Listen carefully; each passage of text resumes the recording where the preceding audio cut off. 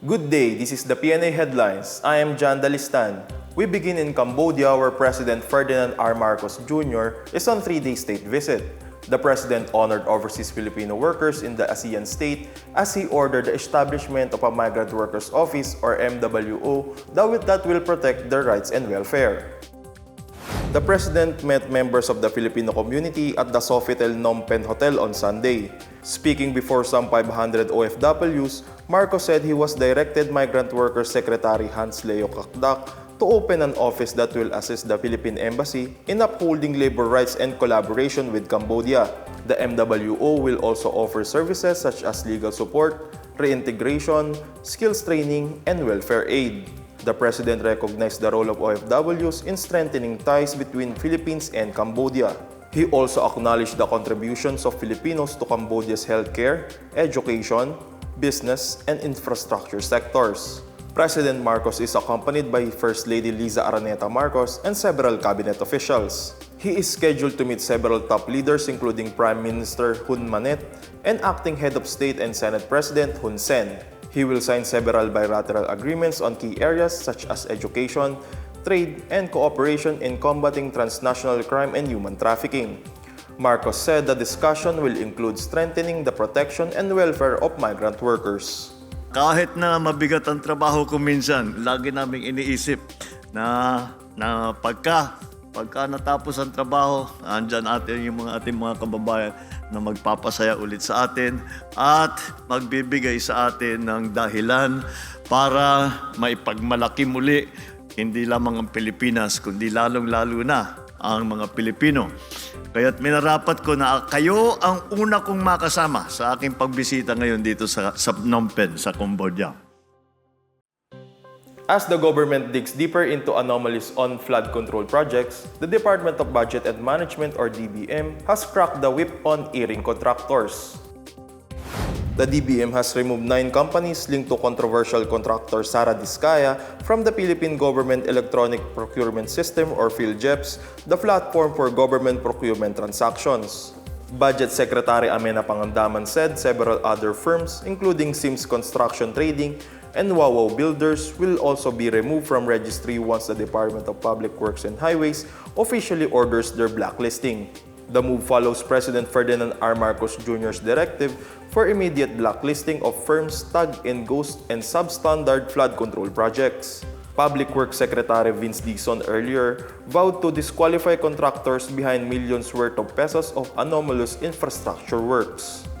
Meanwhile, President Marcos said the government will grant sweeping powers to the soon-to-be-unveiled 3-member commission tasked to investigate flood control projects. These include the authority to recommend the filing of charges and to summon all government agencies. The commission may also endorse its findings to the Department of Justice or the Office of the Ombudsman. The independent body will compose of a lawyer, an investigator, and a forensic accountant.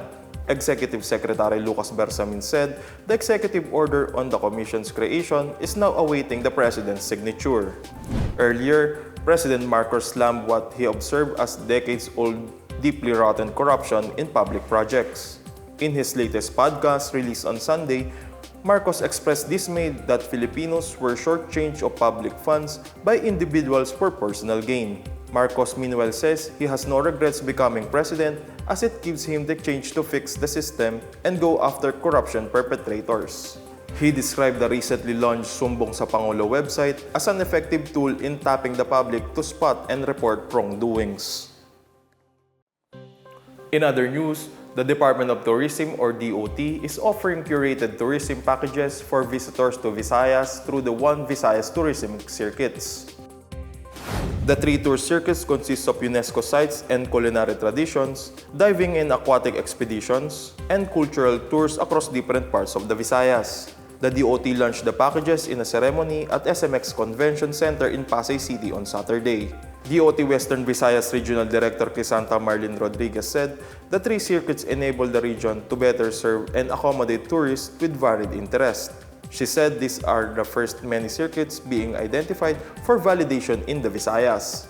DOT Eastern Visayas Regional Director Karina Tiopes meanwhile says the agency has been exploring ways to open a tour program that will cover Western, Eastern, and Central Visayas. She said the One Visayas launch shows that several destinations in the region are ready to welcome all kinds of tourists. For those availing of air travel, several flights are operational between Visayas provinces and the country's main gateways including Manila. Tourists interested in experiencing the One Visayas circuit may reach out to accredited DOT partner tours operators in Western Visayas, Cebu, and Bohol.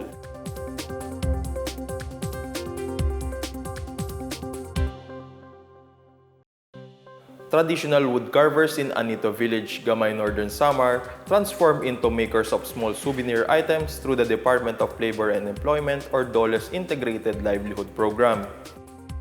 The program is part of an initiative support by 1.49 million grant from DOLE and facilitated by the Provincial Economic Development and Investment Promotions Office or PDEPO under its Barangay Livelihood Empowerment and Sustainability Program. In a phone interview, PDEPO head John Allen Berbon said, empowering woodcarvers to create souvenir items assure them of more stable income. The association's project is now focusing on producing keychains, utensils, souvenir pieces, and other items that are affordable and in demand with the recent surge in Northern Samar's tourism industry. PDEPO recently held a wood and handicraft production training for woodcarvers, equipping them with updated techniques to improve design, durability, and market readiness.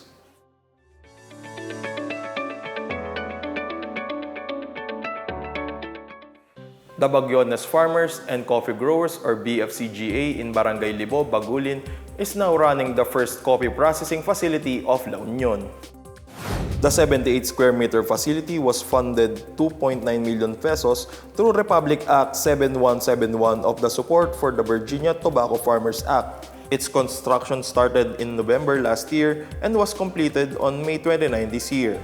BFCGA President Lapicto Bugtong expressed gratitude for the support from the government, saying the facility would significantly improve the livelihood of their 33 farmer members who collectively cultivate 30.55 hectares annually. The members of the association are mostly Robusta coffee farmers from indigenous people community. They now supply coffee beans to the well-known establishment in the surfing town of San Juan. Meanwhile, Ilocos Norte is hosting another big project on hybrid renewable energy under a lease agreement between the provincial government and the Alba Renewables Philippines Corporation. Spanning about 100 hectares of pasture land, the government-owned lot covering a total land area of 256.88 hectares has been underutilized for a long time. Recognizing its potential for renewable energy, the Ilocos Norte Trade and Investment Office or Invest Office has identified several government-owned properties eligible for lease, subject for feasibility, availability, and policy determination. Invest Office head Ronald Bueno says, the project is expected to create jobs, providing training for local residents, generate lease revenues for the provincial government. She added that this initiative will also strengthen Ilocos Norte's position as renewable energy capital in the country. And those are the latest and biggest stories from the Pna Headlines. For more news update, visit our website pna.gov.ph or our Facebook and X account, Philippine News Agency. You may also watch the Pna Headlines through the Philippine News Agency's YouTube account and via the News and Information Bureau website under Pna News. Stay with us for more updates. I am John Dalistan. This is the Pna Headlines, bringing you stories that unite the nation.